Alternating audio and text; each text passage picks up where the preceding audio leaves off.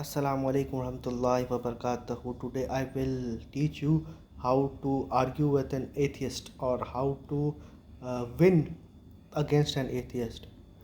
Now, this query will be very counterintuitive and a very unpredictable answer will be given for that.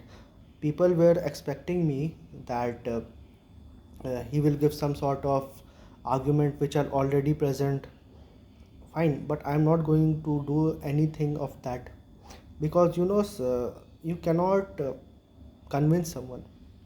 You need to notice, you need to know that you cannot convince anyone. Fine, so you should stop trying to convince someone. And if someone asks you, you can give your opinion on something. That's we should always note. And another thing I just wanted to tell you, that if your own immune system is weak, then even a small germ will come and he will kill you. We have the example of COVID-19 virus. So what we need to do, we need to build our castle and we need to protect it. Fine. And what is this castle? This castle is our iman, our belief. Yes, atheists say that they do not have a belief, they have a lack of belief. But actually they have belief in science, which they don't gonna accept it, because they are in self delusion. So what we need to do, we need to better ourselves, and we need to actually contribute in science and technology as Muslims. I know that this is something which is a very long journey, and we have been there in past, but we cannot appeal to the past always. So what we need to do right now, we need to be good human beings. We need to excel in science and technology, and then you can win against any community or atheist. And the message to the atheist is that just because uh, you belong to a secular society or a society which has advanced well in science and technology, that doesn't mean you have get rid of few things which are very important in life. You haven't get rid of number one, death.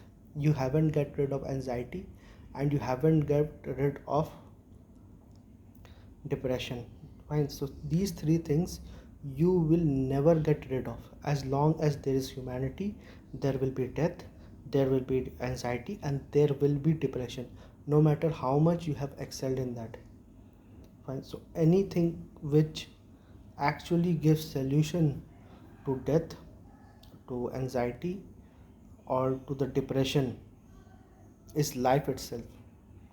So if this life itself is the cause of death, is the cause of anxiety, and is the cause of depression, if there is no life, there cannot be death, anxiety, or depression.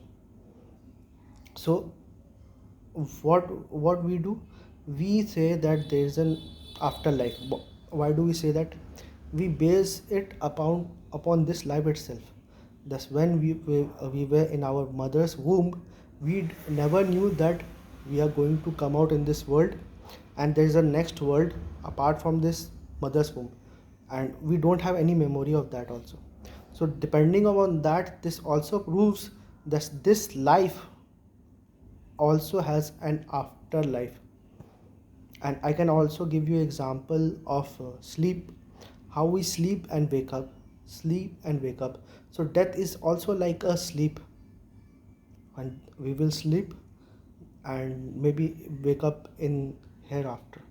So everything, every day to day activity, actually even today, proves that tomorrow exists.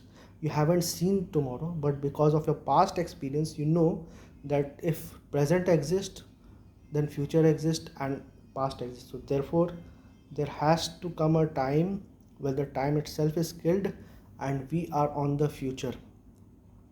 This is the message to the atheist and to the Muslims both.